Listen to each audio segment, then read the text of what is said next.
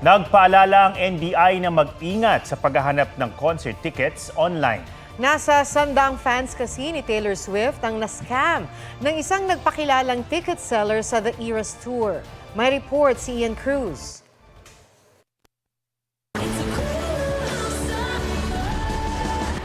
Sa Marso na ang concert tour ni Taylor Swift sa Singapore. Para sa isang diehard Swiftie na tulad ni Betty, di niya tunay na pangalan, tila isang cruel summer kung mamis niya ang The Eras Tour.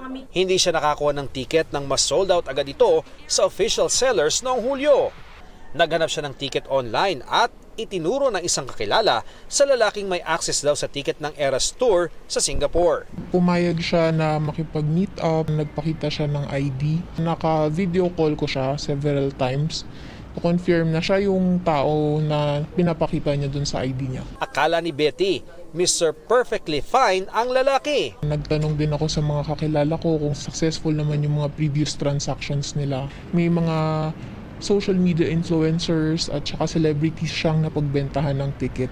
Nagpapakita siya ng mga proof ng transactions niya with other people. Pinangakuan daw siyang makukuha ang ticket 2 linggo bago ang concert. Pero nang dumating ang takdang petsa, hindi na niya ito makontak. Di ito pwedeng i-shake it off ni Betty dahil 65,000 pesos ang kanyang ibinayad.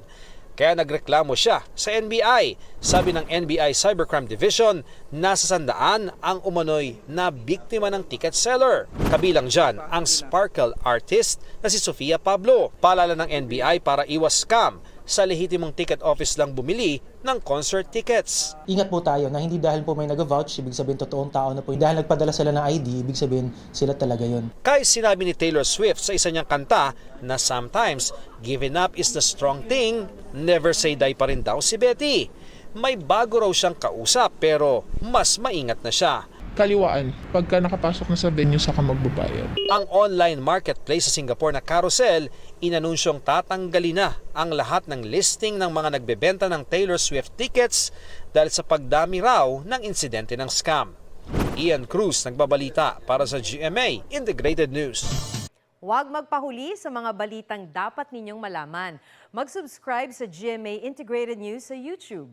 Sa mga kapuso abroad, subaybayan nyo kami sa GMA Pinoy TV at sa www.gmanews.tv.